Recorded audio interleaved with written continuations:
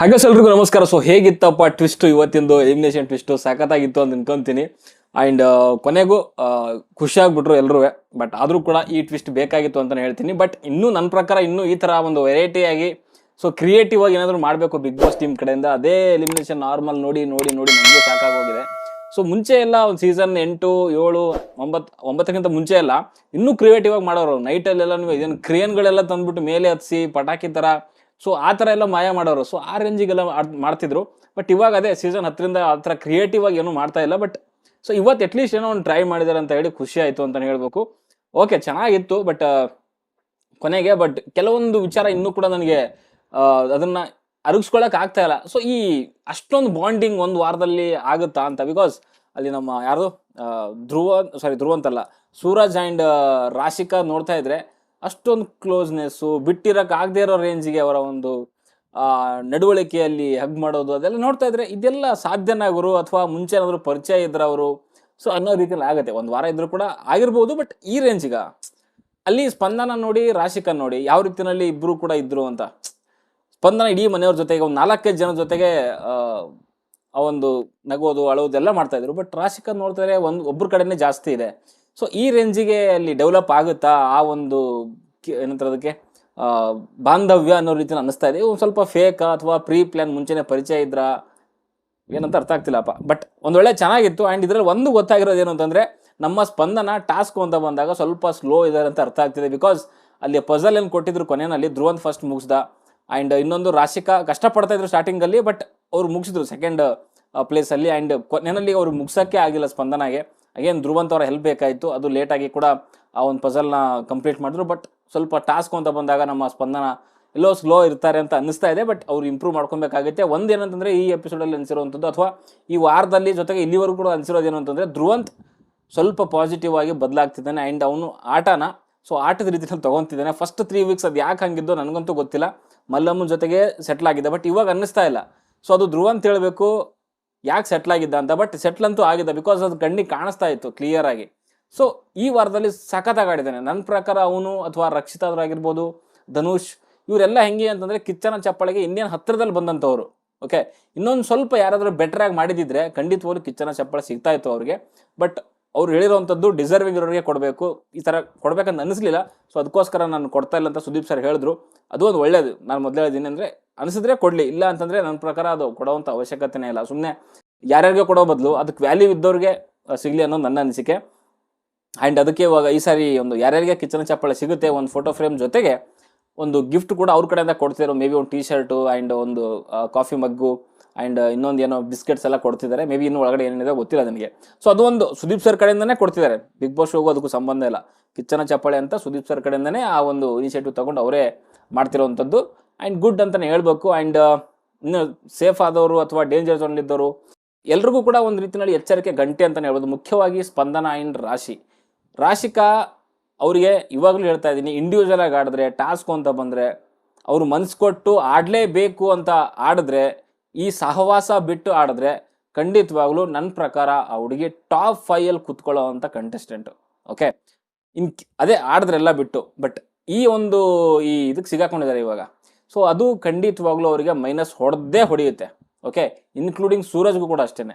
ಈ love story ಅದೆಲ್ಲ ಈಗಿನ ಸೀಸನ್ಗಳಲ್ಲಿ ವರ್ಕ್ ಆಗಲ್ಲ. ಅದೆಲ್ಲ ಆ ಒಂದು ಹಾನೆಸ್ಟಿ ಅಥವಾ ಆ ಒಂದು ಇದೆಲ್ಲ ಮುಗ್ದೋಗಿದೆ. ಸೊ ಅದು ಪ್ಯೂರ್ ಲವ್. ಸೊ ಅದೆಲ್ಲ ಇಲ್ಲ ಗುರು. ಇವಾಗೆಲ್ಲ ಪೂರ್ತಿ ಆರ್ಟಿಫಿಷಿಯಲ್ ಇದೆ.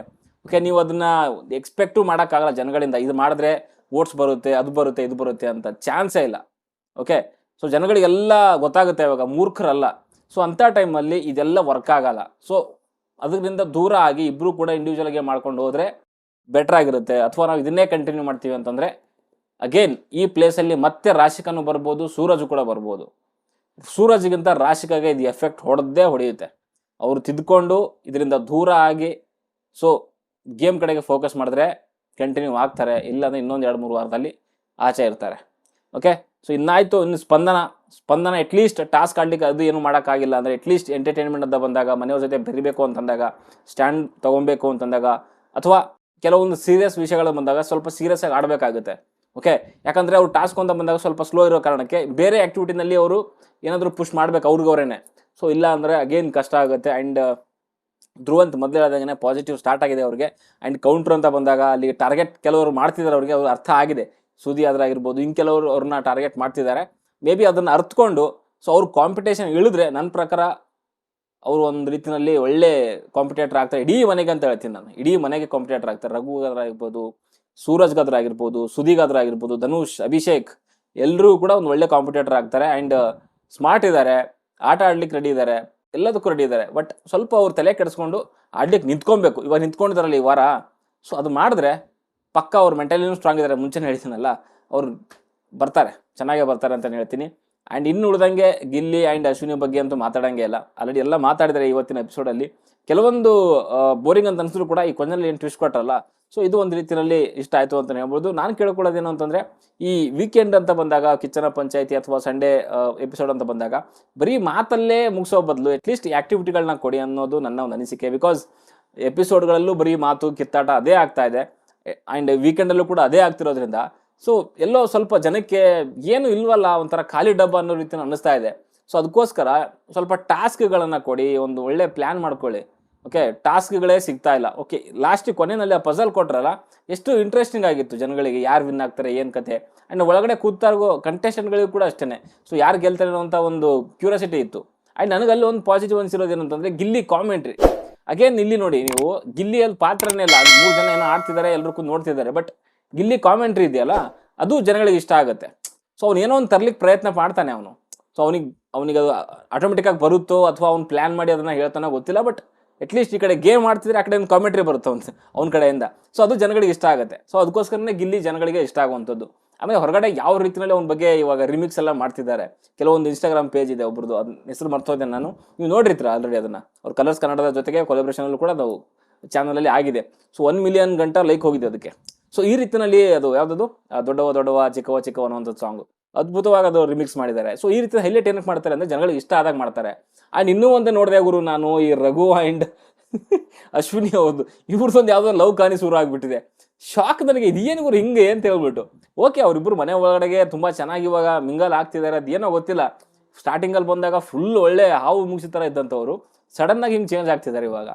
ಸೊ ಇದೇ ಒಂದು ರೀತಿಯಲ್ಲಿ ಬಿಗ್ ಬಾಸ್ದು ಟ್ವಿಸ್ಟ್ ಅಂತಲೇ ಹೇಳ್ತೀನಿ. ಬಟ್ ಒಳ್ಳೇದು. ಸೊ ಈ ರೀತಿಯಲ್ಲಿ ಅಶ್ವಿನಿ ಅವರು ಕೂಡ ಸ್ವಲ್ಪ ಎಲ್ಲೋ ಇವಾಗ ಸಾಫ್ಟ್ ಆಗೋವಂಥ ಪ್ರಯತ್ನದಲ್ಲಿ ಪಡ್ತಿದ್ದಾರೆ. ಆಮೇಲೆ ರಘು ಇನ್ನೊಂದು ಚಾಲೆಂಜ್ ಮಾಡಿದ್ದಾರೆ, ನಿಮ್ಮಲ್ಲಿರೋ ಒಳಗಡೆ ಇರುವಂಥ ಅಶ್ವಿನಿನ ಹೊರಗಡೆ ತೆಗಿತೀನಿ ಅಂತ ಹೇಳ್ತಿದ್ದಾರೆ. ಅದು ಯಾವ ಅಶ್ವಿನಿ ಹೊರಗಡೆ ತೆಗಿತಾರೋ ಗೊತ್ತಿಲ್ಲ. But good. ನಮ್ಮ ರಘು ಕೂಡ ಅಷ್ಟೇ, ಸ್ಟಾರ್ಟಿಂಗ್ ಬಂದಾಗಿರುವಂಥ ರೋಷ ಆವೇಶಕ್ಕೂ ಕೂಡ ಇವಾಗಿರುವಂಥದ್ದು ಕೂಡ ತುಂಬ ಡಿಫ್ರೆನ್ಸ್ ಇದೆ. ಬಟ್ ಅಲ್ಲಿ ಕೆಲವರು ಬುದ್ಧಿ ಕಲಿಲೇಬೇಕಾಗುತ್ತೆ. ಒಂದು ಸ್ಪಂದನ ಆದ್ರಾಗಿರ್ಬೋದು, ಜಾನ್ವಿ ಆದ್ರಾಗಿರ್ಬೋದು. ಅಲ್ಲಿ ರಿಷಾ ಸ್ಟಾರ್ಟಿಂಗಲ್ಲಿ ಏನು ಹೇಳಿದ್ದಾರೆ ಕೆಲವೊಂದು ಮಾತುಗಳು, ಅದು ನಿಜವಾಗ್ಲೂ ಇರೋವಂಥ ಒಂದು ಅನಿಸಿಕೆ ಅಭಿಪ್ರಾಯಗಳನ್ನೇ ಹೇಳಿದ್ದಾರೆ ಹೊರತು ಸೊ ಅವ್ರು ಅದನ್ನು ತಪ್ಪಾಗಿ ತಿಳ್ಕೊಂಡಿದ್ದಾರೆ. ಆ್ಯಂಡ್ ಅಗೇನ್ ರಿಷಾ ಕೂಡ ಅಷ್ಟೇ, ಆ ತಪ್ಪು ಅಭಿಪ್ರಾಯ ಬರಲಿಕ್ಕೆ ಇವರು ಒಂದು ಕಾರಣನೇ. ಸೊ ಆ ಒಂದು ಕೆಲವೊಂದು ಪ್ರಾಬ್ಲಮ್ಸ್ಗಳು ಅಥವಾ ಕೆಲವೊಂದು ಕನ್ಫ್ಯೂಷನ್ಗಳನ್ನು ಕ್ಲಾರಿಟಿ ತೊಗೊಂಡು ಕ್ಲಿಯರ್ ಮಾಡ್ಕೊಂಡ್ಬಿಟ್ರೆ ಸೊ ಖಂಡಿತವಾಗ್ಲೂ ಈ ಸೀಸನ್ ಅದ್ಭುತವಾಗಿ ಆಗುತ್ತೆ ಎಲ್ಲರಿಗೂ ಕೂಡ. ಬಟ್ ಅವರು ಅದರಲ್ಲೇ ಅದನ್ನು ಸಾರ್ಟ್ ಔಟ್ ಮಾಡ್ಕೊಂಡ್ಬಿಟ್ರೆ ಅರ್ಥ ಆಗುತ್ತೆ. ಬಟ್ ಅಗೇನ್ ಅದೇ ಒಂದು ದ್ವೇಷಗಳನ್ನ ಇಟ್ಕೊಂಡು ಮುಂದೆ ಹೋಗ್ತಾ ಇದ್ರೆ ಅದು ಎಲ್ಲೂ ಕೂಡ ಸಾಲ್ವ್ ಆಗಲ್ಲ ಅದು. ಸೊ ಒಬ್ಬರನ್ನ ಇನ್ನೊಬ್ಬರ ಹತ್ರ ಹೋಗಿ ಹೇಳುವಂಥದ್ದು, ಸೊ ಸುಮ್ಮನೆ ಹಿಂದೆ ಮಾತಾಡುವಂಥದ್ದು. ಸೊ ಇದನ್ನು ಮಾಡೋ ಬದಲು ಸೊ ನಮ್ಮ ಆಟದ ಕಡೆಗೆ ನಾವು ಒಂದು ಎಚ್ಚರಿಕೆ ವಹಿಸಿ ಆಡಿದ್ರೆ ಅಲ್ಲಿರೋವಂಥವ್ರು ಎಲ್ರಿಗೂ ಕೂಡ ಒಂದು ಒಳ್ಳೆ ಆಡುವಂಥ ಒಂದು ಕೆಪಾಸಿಟಿ ಇದೆ ಅಂತಲೇ ಹೇಳ್ತೀನಿ. ಆ್ಯಂಡ್ ನಿಮ್ಮ ಅನಿಸಿಕೆ ಅಭಿಪ್ರಾಯ ಇವತ್ತಿನ ಒಂದು ಎಪಿಸೋಡ್ ಬಗ್ಗೆ ಅಂತ ಕಮೆಂಟ್ ಬಾಕ್ಸಲ್ಲಿ ತಿಳಿಸಿ. ಸೊ ಸದ್ಯಕ್ಕೆ ಈ ವಿಡಿಯೋದಲ್ಲಿ ಇಷ್ಟೇ ಅಂತ ಅನ್ಕೊತೀನಿ. ಇನ್ನು ಏನು ಹೇಳಲಿಕ್ಕಿಲ್ಲ. ಆ್ಯಂಡ್ ಅಲ್ಲಿ ಯಾರು ಲೀಡಲ್ಲಿದ್ದಾರೆ, ಯಾರು ಇನ್ನೂ ರೇಸೇ ಸ್ಟಾರ್ಟ್ ಮಾಡಿಲ್ಲ ಅಂತಂದಾಗ ಮ್ಯಾಕ್ಸಿಮಮ್ ಬಂದಿರುವಂಥದ್ದಲ್ಲಿ ಯಾರು ನಮ್ಮ ಗಿಲ್ಲಿ ಆ್ಯಂಡ್ ಅಶ್ವಿನಿ ಅವರಿಗೆ ಬಂದಿರುವಂಥದ್ದು. ಆ್ಯಂಡ್ ಕೆಲವೊಂದು ವಿಚಾರದಲ್ಲಿ ಕೆಲವರಲ್ಲಿ ಬುದ್ಧಿ ಕಲಿಬೇಕಾಗಿದೆ. ಇನ್ನುವೇ ಮಾಳು ಆದ್ರಾಗಿರ್ಬೋದು, ಮಲ್ಲಮ್ಮ ಆದ್ರಾಗಿರ್ಬೋದು. ಮಲ್ಲಮ್ಮ ಇವತ್ತು ಆ ಸುದೀಪ್ ವಿಚಾರದಲ್ಲಿ ಸ್ವಲ್ಪ ಚೆನ್ನಾಗಿ ಮಾತಾಡಿದ್ರು. ಬಟ್ ಮಾಳು ಅಂತ ಬಂದಾಗ ಅದು ಸುದೀಪ್ ಸರ್ ಹೇಳಿರುವಂಥದ್ದು ಸತ್ಯ ಇದೆ. ಸೊ ಮಾಳು ಅಲ್ಲಿ ನಾಮಿನೇಷನ್ ಅಂತ ಮಾಡಿದಾಗ ಗಿಲ್ಲಿ ಆ್ಯಂಡ್ ಅಶ್ವಿನಿಗೆ ಮಾಡ್ತಾರೆ. ಅವ್ರು ಯಾವುದರಲ್ಲಿ ಪಾಸಿಟಿವ್ ಆಗಿದ್ದಾರೆ ಸೊ ಅದನ್ನೇ ನೆಗೆಟಿವ್ ಆಗಿ ಕನ್ವರ್ಟ್ ಮಾಡಿ ಮಾಳು ಹೇಳಿರುವಂಥದ್ದು. ಸೊ ಆ ಟೈಮಲ್ಲಿ ಏನಾಗುತ್ತೆ ಅಂದರೆ ಅವ್ರು ಹೇಳಿರೋದಕ್ಕೂ ಕೂಡ ಒಂದು ರೀತಿಯಲ್ಲಿ ವ್ಯಾಲ್ಯೂ ಇಲ್ದಂಗೆ ಆಗುತ್ತೆ. ಸೊ ಇವಾಗ ಗಿಲ್ಲಿಗಳಿದ್ರು ಕಾಮಿಡಿ ಬರ್ತಾ ಇಲ್ಲ ಅಥವಾ ಎಂಟರ್ಟೈನ್ಮೆಂಟ್ ಬರ್ತಾ ಇಲ್ಲ, ಸೊ ಅವ್ರು ಇನ್ನೂ ಮಾಡಬೇಕು ಅಂತ ಹೇಳಿದಾಗ ಬಟ್ ಆ ಗಿಲ್ಲಿ ಆಲ್ರೆಡಿ ಅದನ್ನು ಮಾಡ್ತಿದ್ದಾನೆ. ಸೊ ಅದೇ ಇಲ್ಲ ಅಂತಂದಾಗ ಏನಾಗುತ್ತೆ, ಜನಗಳಿಗೆ ಇವ್ನು ಏನು ಗುರು ಸುಮ್ಮನೆ ಆಟ ಕುಂಟು ಲೆಕ್ಕಕ್ಕಿಲ್ಲ ಅನ್ನೋ ರೀತಿಯಲ್ಲಿ ಸ್ಟೇಟ್ಮೆಂಟ್ಗಳು ಕೊಡ್ತಾನೆ, ಮುಂದಕ್ಕೆ ವ್ಯಾಲ್ಯೂ ಇಲ್ಲ ಅನ್ನೋ ರೀತಿಯಲ್ಲಿ ಆಗುತ್ತೆ. ಆಮೇಲೆ ಅಶ್ವಿನಿ ಅವರು ಸೊ ಮಾತು ಕಡಿಮೆ ಆಗಿದೆ, ಸೊ ಇನ್ನೂ ಜಾಸ್ತಿ ಮಾತಾಡಬೇಕು ಅಂತ. ಇನ್ನು ಯಾವ ರೇಂಜಿಗೆ ಮಾತಾಡಬೇಕು, ಅವರು ಎಲ್ಲ ಆಲ್ರೆಡಿ ಮಾತಾಡ್ತಾನೆ ಇದ್ದಾರೆ. ಸೊ ಈ ಥರ ಸ್ಟೇಟ್ಮೆಂಟ್ಗಳನ್ನು ಸ್ವಲ್ಪ ಇನ್ನೂ ಕರೆಕ್ಟ್ ಆಗಿರುವಂಥ ಸ್ಟೇಟ್ಮೆಂಟ್ನ ಕೊಡಬೇಕು ಅಂತ ನನಗನ್ಸುತ್ತೆ. ಆ್ಯಂಡ್ ಅದು ಹೇಳಿದಾದ್ಮೇಲೆ ಸುದೀಪ್ ಬಗ್ಗೆ ತುಂಬ ಚೆನ್ನಾಗಿ ಹೇಳಿದ್ರು. ಮೀನ್ಸ್ ಅವನೊಂಥರ ಉಸುರು ಹೊಳಿ ಥರ ಇದ್ದಾನೆ. ಇಲ್ಲೊಂದು ಹೇಳ್ತಾನೆ ಅಲ್ಲೊಂದು ಹೇಳ್ತಾನೆ, ಜನಗಳಿದ್ದಾಗ ಒಂದು ರೀತಿಯಲ್ಲಿ ನಮ್ಮ ಬಗ್ಗೆ ಹೇಳ್ತಾನೆ, ಅಥವಾ ಜನಗಳು ಇಲ್ಲದೇ ಇರೋ ಟೈಮಲ್ಲಿ ಒಳ್ಳೆಯವನಂತಾನೆ, ಜನಗಳಿದ್ದಾಗ ನೀನು ಹಂಗೆ ಮಾಡಬಾರ್ದಾಗಿತ್ತು, ಹಿಂಗೆ ಮಾಡಬೇಕಾಗಿತ್ತು ಅಂತ ಹೇಳ್ತಾನೆ. ಸೊ ಈ ಥರದ ಕೆಲವೊಂದು ಅಭಿಪ್ರಾಯಗಳು ಸರಿಯಾಗಿ ಹೇಳ್ತಾರೆ, ಬಟ್ ಕೆಲವೊಂದ್ರಲ್ಲಿ ಎಲ್ಲೋ ಎಡುತ್ತಿದ್ದಾರೆ. ಆ ರೀತಿಯಲ್ಲಿ ಅಲ್ಲಿ ಸ್ವಲ್ಪ ಪ್ರೀ ಪ್ಲ್ಯಾನ್ ಮಾಡಿಕೊಂಡು ನಾನು ಏನು ಹೇಳಬೇಕು ಅಂತ ಹೋಗ್ತಾ ಇದ್ದೀನಿ. ಇವಾಗ ನಾಮಿನೇಷನ್ ಅಂತ ಬಂತು ಅಂತಂದರೆ ನಾನು ಯಾರನ್ನು ಹೇಳಬೇಕು ಅಥವಾ ಏನು ರೀಸನ್ಗಳನ್ನ ಹೇಳಬೇಕು, ಅವ್ರು ಏನೇನು ಮಾಡಿದ್ದಾರೆ ಅಂತ ಸ್ವಲ್ಪ ಥಿಂಕ್ ಮಾಡಿ ಅವ್ರು ಯೋಚನೆ ಮಾಡಲೇಬೇಕಾಗುತ್ತೆ. ಬಿಗ್ ಬಾಸ್ ಮೊನ್ನೆ ಒಳಗಡೆ ಹೋದಾದ್ಮೇಲೆ ಸುಮ್ಮನೆ ಹೋಗಿದ್ದೀನಿ ಬಾಯಿಗೆ ಬಂದಿದ್ದು ಹೇಳ್ತೀನಿ ಅಂತಂದರೆ ಆ ಥರ ಆಗೋದಿಲ್ಲ. ಸ್ವಲ್ಪ ಯೋಚನೆ ಮಾಡಿ ಹೇಳಬೇಕು. ಯಾಕಂದರೆ ಜನಗಳು ನೋಡ್ತಿದ್ದಾರೆ.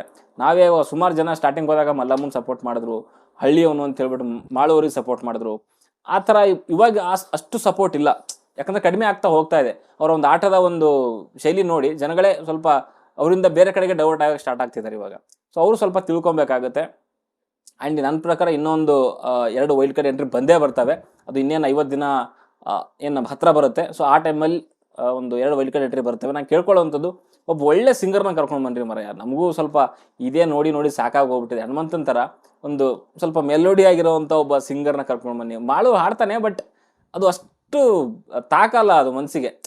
ಹನುಮಂತನ ಥರ ಆ ಒಂದು ಇದು ಇಲ್ಲ, ಏನಂತರದಕ್ಕೆ ರಾನೆಸ್ ಕಾಣಿಸ್ತಾ ಇಲ್ಲ. ಸೊ ಏನೋ ಒಂಥರ ಕಿರಿಕಿರಿ ಅನ್ನೋ ರೀತಿ ಅನಿಸುತ್ತೆ. ಬಟ್ ಓಕೆ, ಆ ಥರದ್ರು ಸ್ವಲ್ಪ ಕರ್ಕೊಂಬನ್ನಿ. ಏನಾದರೂ ಟ್ಯಾಲೆಂಟ್ ಇರೋವಂಥವ್ರು ಅದಿದ್ದರೆ ಬೆಟರ್ ಆಗಿರುತ್ತೆ ಅಂತ ನಮ್ಗೆ ಅನಿಸುತ್ತೆ. ಓಕೆ, ಸೊ ಸದ್ಯಕ್ಕೆ ಈ ವಿಡಿಯೋದಲ್ಲಿ ಇಷ್ಟೇ. ವಿಡಿಯೋ ಇಷ್ಟ ಲೈಕ್ ಮಾಡಿ, ಶೇರ್ ಮಾಡಿ, ಚಾನಲ್ ಸಬ್ಸ್ಕ್ರೈಬ್ ಮಾಡ್ಕೊಳ್ಳಿ ಅಂತ ಹೇಳ್ತಾ ಮುಂದಿನ ವಿಡಿಯೋದಲ್ಲಿ ಸಿಗೋವರೆಗೂ ಬಾಯ್.